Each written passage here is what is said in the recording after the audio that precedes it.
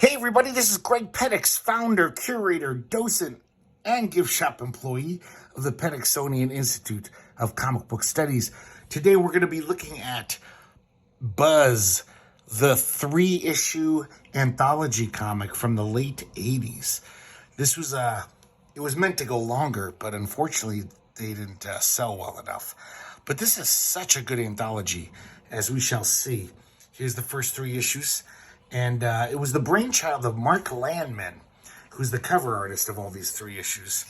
And he was, you might remember him from various anthologies in the 80s. He was one of the first guys to use computers in his comic art.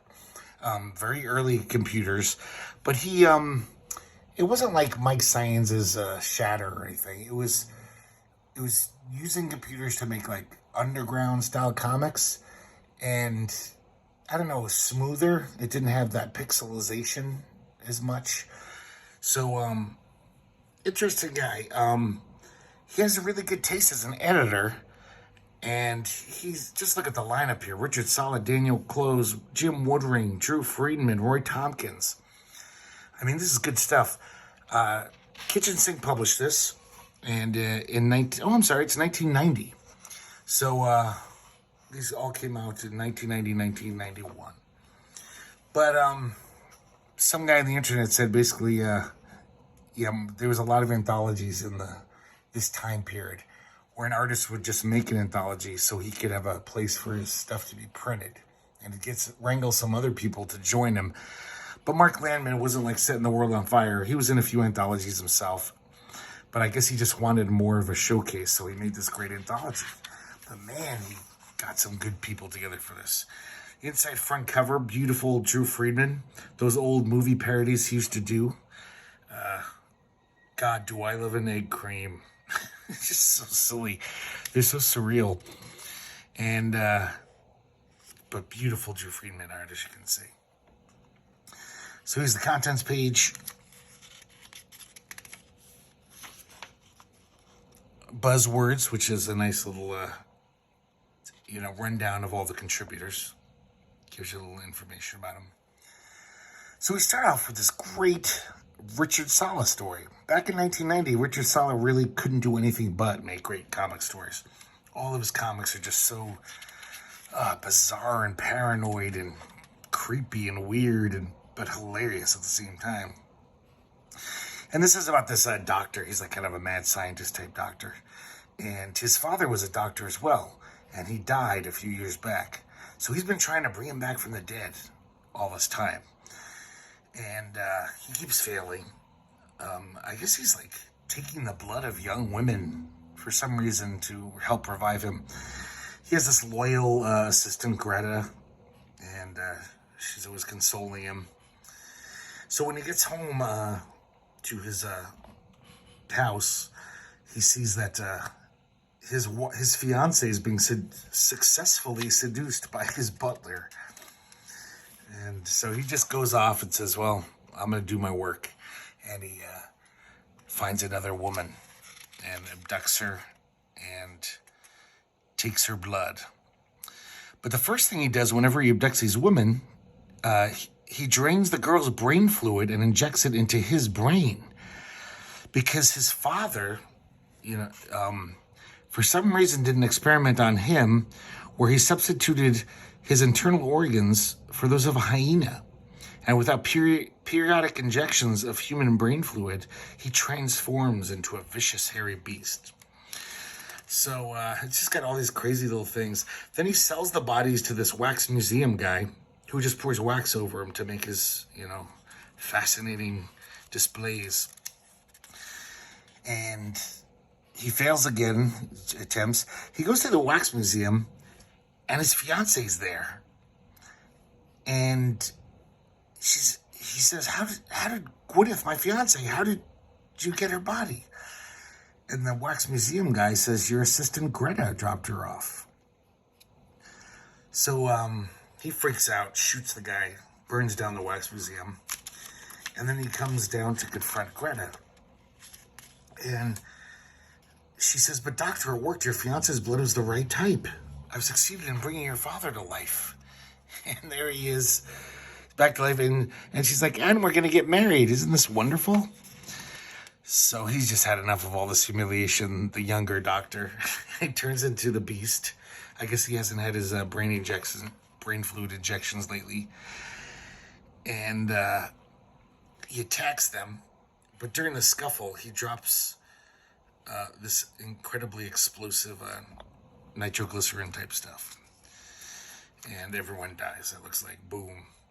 In the epilogue, the next morning finds ex-butler Phipps seeking a new position. He's the only one left alive.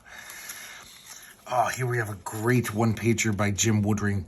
I think this was in his magazine Jim, but maybe not. But I love Pulque. He's this magical little creature who's the spirit of Pulque, the weird alcoholic drink from Latin America. And it's so amazing how everything is drawn all crisp and cartoony. But then he's like, I don't know how he does this with just like pencil shadings. So Pulque looks like this ghost. Just the effect is amazing. It's I remember first seeing these when they came out. And I was like, how the hell does he do it? Yeah, it could be as simple as he just uses pencil as opposed to all this like inking. But somehow it shows up. So or maybe it's gray tones, or I don't know. But it's so good. And they're just weird little surreal comics. Pulque's just this stinky apparition, but all the kids love him and they hang out with him. And basically, he's always his tagline is "Soy borracho." He's always drunk. I love that shit. Fucking Jim Woodring in his prime. Well, he's still in his prime. He's probably even better now. So now we have a few sleepyhead tales from Jeremy Eaton. He was a really great, amazing alternative cartoonist in the early 90s, even late 80s. And I don't know what happened to this guy. His stuff was great. I have some of his books. And they're just these really fun, smart, surreal stories. And these are like reprints, I think, of his weekly comic strip, because they all seem to be like one and done little stories. And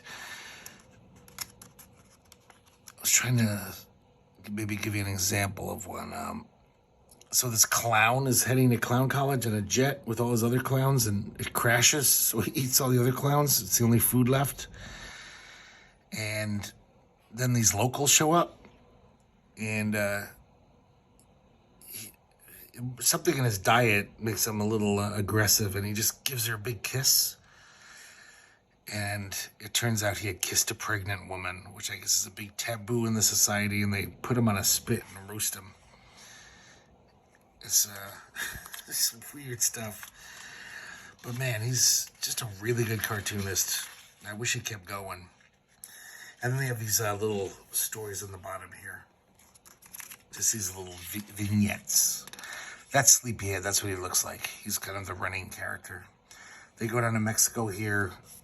They die. They get in a car crash, but because of that, they become the centerpiece of the Day of the Dead celebration. They're all like, we're celebrating you, dead guy. Here's some more ones. They're very dreamlike. All of his comics are almost like Little Nemo, but weirder and more adult and scarier.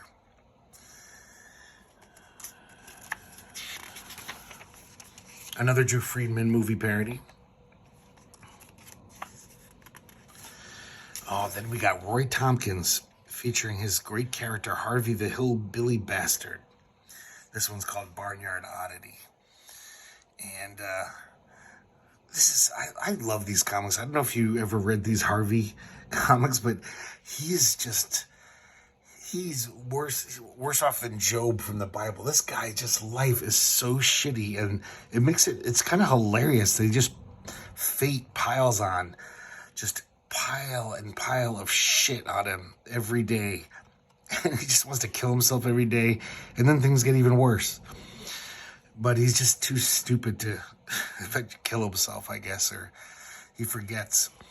So he's hanging out at the farm his parents own, and one of the farm hands is making fun of him because he never went to a peep show. He's like, "What are you, choir?" So Harvey's pissed off. This guy's ranking on him. And his parents come home and totally humiliate him, insult him. He's like, get a job, you worthless hillbilly bastard. And he goes to his P.O. box where he's got a personal ads thing going on, and all he gets are gay guys. For his ad, he gets no hot women like he wants, or any woman. He's not picky, I think, at this point. So he goes to the peep show, he tries it out, and man, some of this art's amazing. He sees one of the movies he sees is a pig and a woman together, and it turns him on. But look at this, like, this is like Tex Avery times 50. Well, Tex Avery mixed with, I don't know, S. Clay Wilson. It's, his whole head's exploding. But that's amazing cartooning. So, this guy in the glory hole, some guy offers to suck his dick for $5. And so he runs out furious. And he flips off the counter person. And I just look at this, like, crazy, like, showing the emphasis of his flipping the bird. It's like these amazing lines, like emanating force almost. So, once again, he's going to kill himself. He's like, I'm so pathetic. What kind of girl would ever go out with a guy who goes to peep shows? But then he says, maybe next time. It's tater tot for supper. Tater tots for supper tonight. Ma's going to make tater tots, so I'll put off killing myself for another day. So he comes down back to the farm, and he sees that farmhand. And he basically is trying to, say, oh, I bet you have used those glory holes. And he's like, I don't go to peep shows. Only complete losers do, like you. And then he's just, how furious he is. Someday I'm going to kick somebody's ass. And just look at that crazy face. That is just monstrous. So there you go. Another episode of Harvey the Hillbilly Bastard. I love these comics. Another Drew Friedman movie parody. It's a good Buddy Hackett. Well, of course, it's Drew Friedman. Here we have one of Jim Woodring's fake ads, which were in his old Jim magazine a lot. And these are just such brilliant, weird little surreal things. Like using the language of advertising, but completely changing it so they become this like spiritual, mystical, I don't even know how to describe them. Always with a beautiful illustration by Jim Woodring, but they're just so bizarre. And here we have the biggest story in the issue. So here's Mark Landman, probably the reason he made this whole anthology, so he could squeeze this in. And this is one of those typical detective parodies, but it's all mutated, This Carl Lafon guy has got his twin brother, like conjoined or unborn parasitic brother. So this woman has a case. I want you to look for my husband. And he thinks he finds him, but it's actually his older brother. And the older brother fills the detective in. This wife is just no good. She sweet-talked him, acted all nice until they got married, and then she became a harpy. She became horrible. So she's got this little chauffeur who does things for her. He shoots at him, thinking he kills him, but he doesn't. But he runs back, and he's like gonna get rewarded by getting to lick the heels of the wife. So it's just lots of goofy jokes and that whole detective parody thing. Not really much here. Mark Lehman, his writing is kind of cheesy. I gotta be honest. It's this looks pretty good, especially considering that it's a computer from back then. So he was learning this, as he went along. There was no guidebooks to how to draw on computer, really. So this whole misadventure, he's got to confront the wife, it turns out she killed her husband because he wouldn't sell his rare stamp. That would have, because they're broke. And she wanted him to sell this very expensive stamp, but he wouldn't do it. And, yeah, that's about it. And then it turns out that the husband wasn't really dead. She threw him down a trash compactor. But he's so small and boneless that he survived. And he's going to sell that stamp and move to Tahiti, have plastic surgery to make me look like Mark Harmon, and get all the young stuff I want. And this kind of dates it. Mark Harmon. I don't even know if anyone remembers that guy. We have another crazy Jim Woodring faux ad. This is just so strange, so surreal. We have a reprint of a nice Crazy Cat strip. If you've read Crazy Cat, one of them, you've read them all. Brilliant, just amazing, punny dialogue, great cartooning, but the same old story.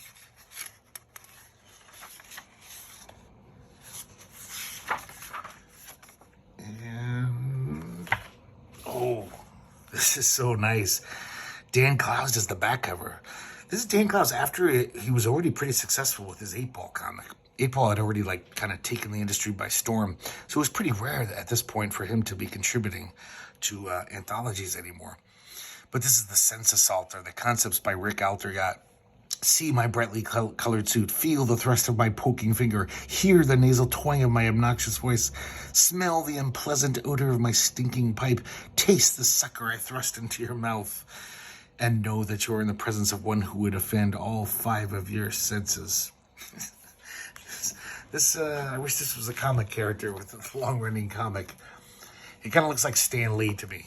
It reminds me, I wonder if they were thinking that would be Stan Lee. Here's Buzz number 2, another computer-generated cover by Mark Landman. Another amazing lineup of artists, as we shall see.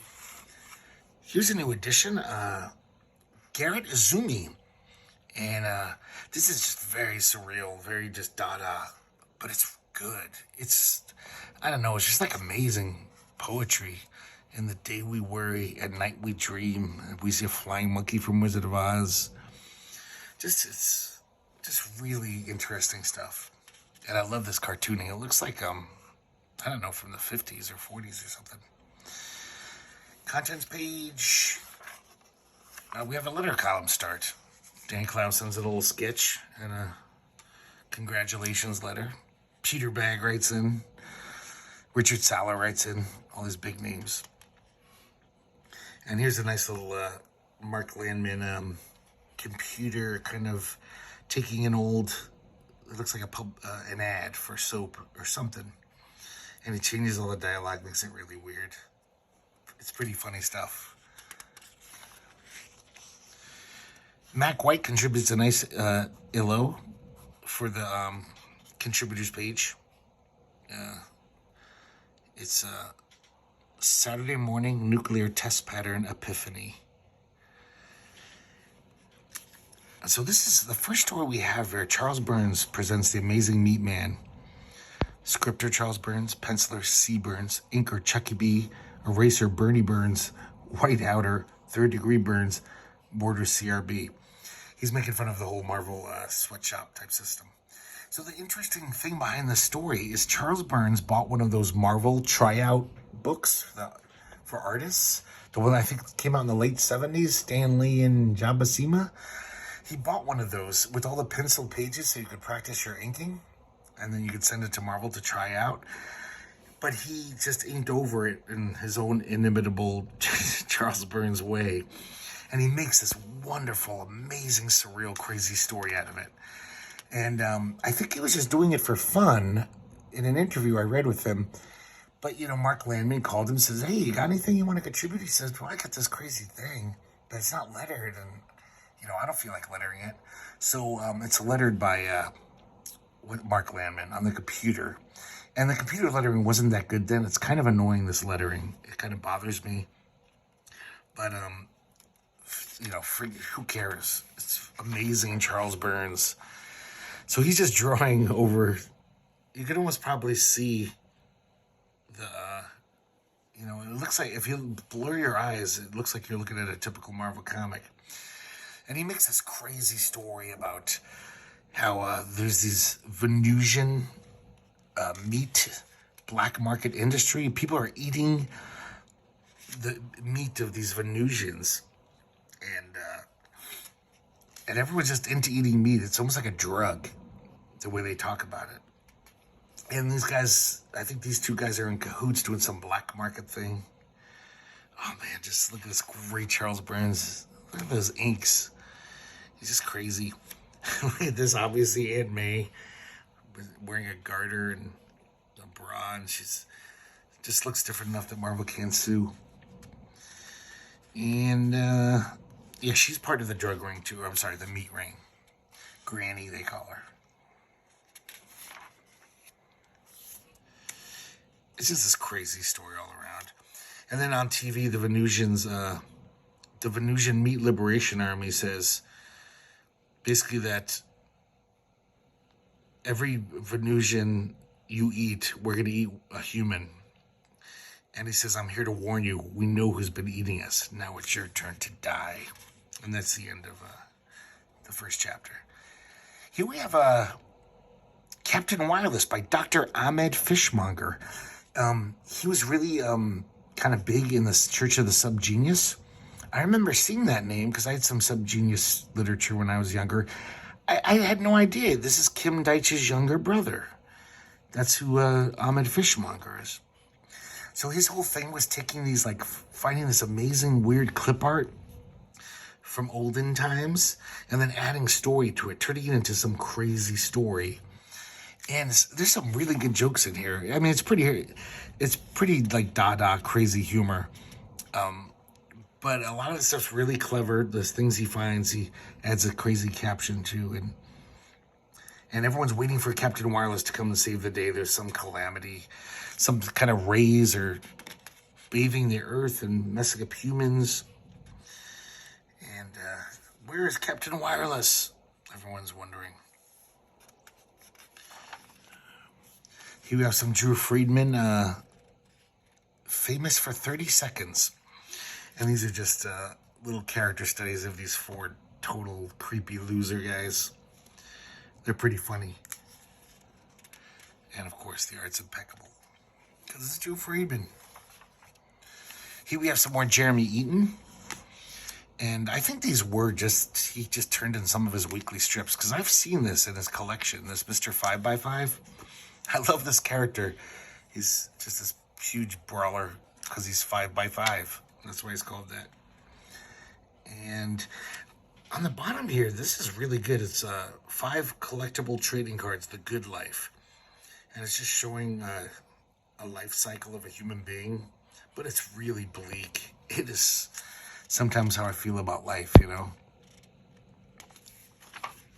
And it continues over here. And of course, finally, we're closing. Yeah, death, you know. So a couple more Sleepyhead Tales. Just great. God, he's such a good cartoonist. Look at the degree of, you know, this was a weekly strip, and look at just the illustration there of these trees and bushes. Like, this is good stuff. This guy cared a lot about his craft. And they're all pretty funny. He's just has a really weird sense of humor.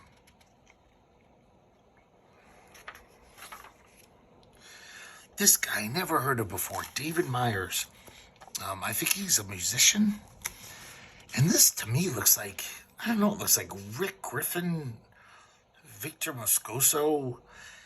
Just really amazing psychedelic art. It's just this, almost just like a weird poem. That's what it illustrates. But look at this amazing lettering. Just the craft in here is amazing. And just, this is so Rick Griffin-y. I guess a little Robert Williams, all those guys, you know. Those great psychedelic artists who drew with rigor, though. And, yeah, I'd like to see more by this guy, David Myers. That's some good stuff. Here we have a Frank story. This is amazing. This is one of the earliest ones, one of the earliest Frank stories. I think he was still doing Jim, the magazine, and he hadn't even really started any Frank comics, but every now and then, anthologies would have a little Frank story. And Frank, we realize, is such a gentle soul that when he wants an apple, he waits for it to fall from the tree so he doesn't have to harm the tree. So, of course, when he cuts into the apple and cuts into a worm, he is just, look at him. He's mortified. He's killed a worm. He's railing at the gods. And he throws the apple. And when he comes back, Manhog is there, his nemesis. And he chases him out of the house. And I guess he was eating the rest of the apple. And Frank reaches into his mouth and pulls out the whatever undigested material. I just love Manhog. He's such a little turd. He's just crying like, he's such a miserable little wretch. And when Frank gets that half of the apple that was saved, and he finds the half of the worm that he cut, and that's what it looks like. So he spends probably days and weeks making a shrine statue to it because he feels so bad.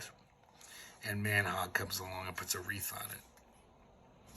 God, I love these Frank comics. We'll look at some of those later. I've got almost all of them. Here we have another Mark Landman, and this is not very good.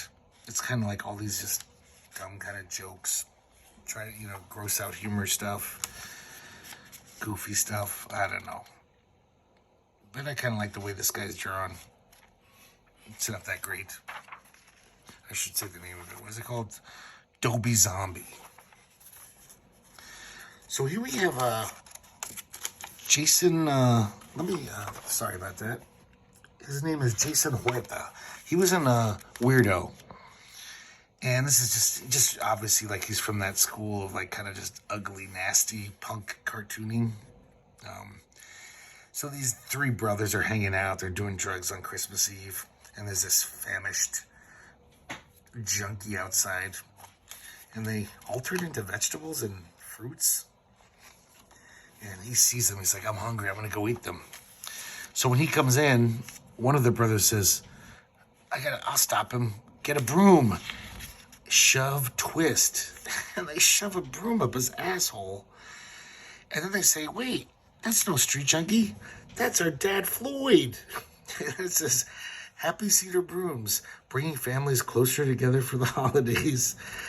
And the broom, his handle's coming out of his mouth. It's going all the way through him. It's just some nasty shit, but it's pretty funny. We have a nice little Basil Wolverton reprint of Supersonic Sammy. Probably from like early 40s, I imagine, mid 40s at the latest. And cute little comic. Amazing Basil Wolverton goofiness going on. And lots of puns, as you can imagine. Lots of signs saying semi-funny things. But you've probably read this comic before. This has been reprinted many times. And almost happy ending. That's not going to be so happy. You got some ads. And then Mark Landman does 2 postcards on the back cover. They even have the thing. If you bought 2 copies of this, you could have some free postcards. And here we got Buzz number 3. This makes me sad. I wish this went on for 50,000 issues. So we got another Mark Landman cover, of course. He always takes the cover. And we have Mark Newgarden joining the crew, doing one of his typical anti-humor gags. Drink, clown, drink. Contents page. And Roy Tompkins does this logo. Here we have the letters column. And there's a next issue announcement. So they had no idea they were getting canceled. And it sounds great. Richard Sala returns, as does Jim Woodring with another Frank and Manhog adventure. The conclusion of Captain Wireless by Dr. Ahmed Fishmonger, and Art Baxter joins the crew. And Art Baxter, he was a great cartoonist who didn't do much. I have one of his comics. Maybe I should look at that sometime soon. So our contributors, we have, sorry about this. Let me check real quick. I can't read that. Oh, Struck. Some guy named Struck? Is he in the... Oh, Ken Struck. Doing a No Fran. The whole thing. Kugler Fran and all thing. So we have the second chapter of Naked Snack by Charles Burns. Just, oh, it's so good. Look at that. Charles Burns is amazing. So he's one of the Venusians, or, you know, getting their revenge. This guy's been eating Venusian meat, so this Venusian's going to eat him. And I love how this, the Daily Bugles, the Daily Blast, and the headline is just like, tore his fucking head off, man. And Granny gets killed, and he eats her. And then the Venusians show up, and they're chasing him down the alley. And it says, is it really the end? And then it just has this final page of just total surreal ending. Like, because this comic's been kind of linear, but this is just like this, almost like a little weird poem here. And all the Venusian meat just coming from the sky. Oh, look at the blacks in this, so good. This is pretty dumb. Fetal Elvis. So much work went into this probably with this computer, you know, but it's not very good. Fetal Elvis is someone stole his TV while he's in the womb, so he has to go up to the brain. He thinks it's near the, you know, his mother's brain. So he has to go on this amazing, fantastic voyage through his mother's body. And all these various mishaps happen, but it's not very funny. And not very good. But I don't know, it was kind of interesting, I guess. And he gets his TV, there's a happy ending at the end. Oh, Mac White joins the crew. I love Mac White. So this is the Mutant Book of the Dead. This giraffe guy, he smells pie coming from this woman's window. And it was all a trap. This cow woman, she lassos him. And she basically says, I'll set you free if you service me. If you drop them britches and service me. But then her boyfriend's on his way over with a rattlesnake for her. He's this mutant guy with like 3 heads.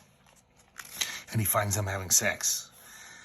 And so he just chops his head off in anger. And Jenny Sue gets furious with him. She's not really angry that he killed him. She's just like, you made a mess. Look at the goddamn mess you made in my house. Get out of here and take the snake with you. So we see 10 years later, she's got a son from that union who's like half giraffe, half bull. I just love how he goes to the outhouse and they're having this conversation while she's taking a shit. So I'm sorry. The reason why he went out there is like, Mom, that 3-headed guy cornholed me again. And she's like, is that all? Just be glad he didn't chop off your head like he did your papa. Now get me some toilet paper. So he figures, I'm going to figure out a way to stop that, you know, to kill that 3-headed varmint. I'm going to stop him for good. So he comes up with this plan. He shows up and then he runs away. This guy's chasing him with his knife. And then he took his father's mounted head, added some horns to it, put it behind a fence so he thinks it's the kid. And he made a little trap here. And he falls through the ground. And he's like, y'all getting enough of that there snake meat? Because this guy loves to eat rattlesnakes, but now it's a whole pit of them. And he probably can't eat them all before they eat him. Here we got another great Harvey the Hillbilly Bastard, 0 skills. God, this is just horrifying. Look at this. All this crazy shit he does in the background. I don't know, is that nerve endings, viscera? This is crazy, ugly, but beautifully ugly shit. So he's having this recurring nightmare where all these guys piss on him, and he wakes up with a boner, though, so he thinks he's turning homo. And when he wakes up, his mother's like, you're late for your job. So he finally got a job, and it's at a call center called 0 Skills Inc. And it's just, you know, as you can imagine, nothing goes right for Harvey, so it's this horrible job. It's just terrible. He's daydreaming all day. Man, look at the detail of this art. Some good stuff. But just totally zany. Like, what's with her head?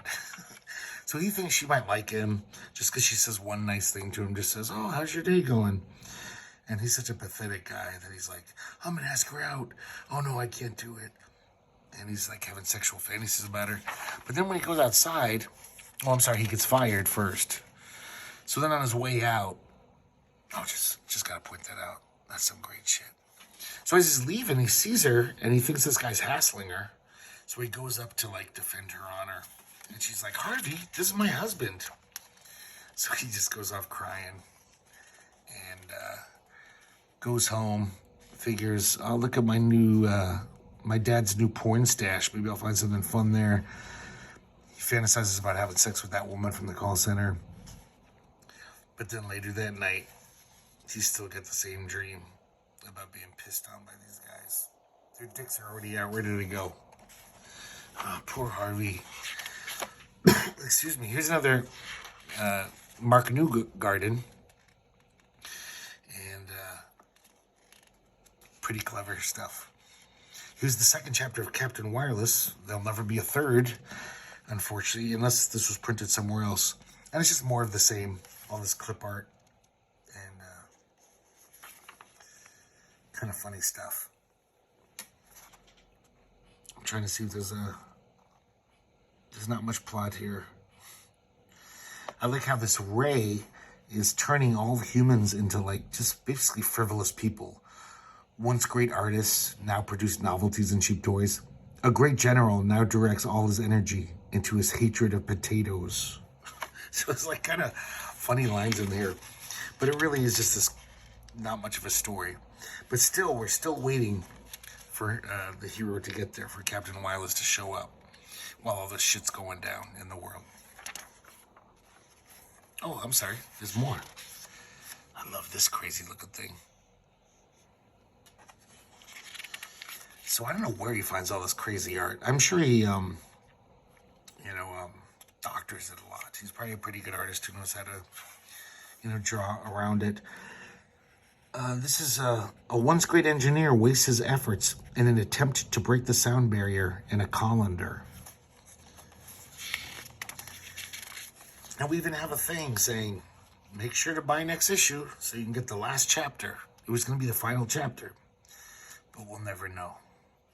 And we'll forever be asking ourselves, where is Captain Wireless, God damn it?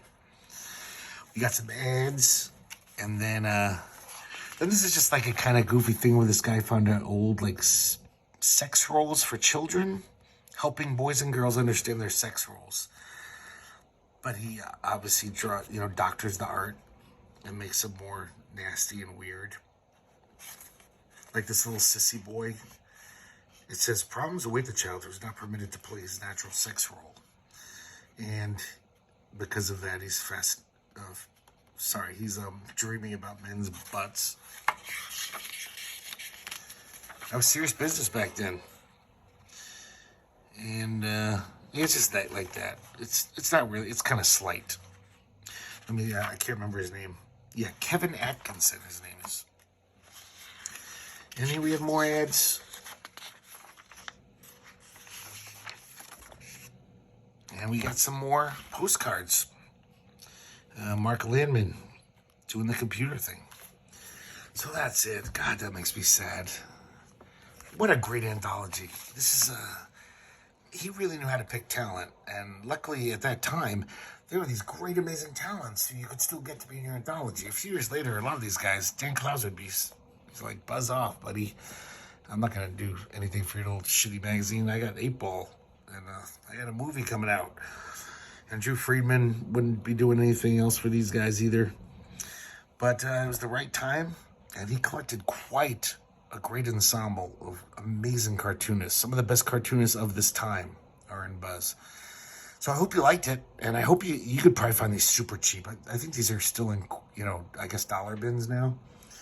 I bet you'll be able to find these. And nobody really cares about them. But they're amazing.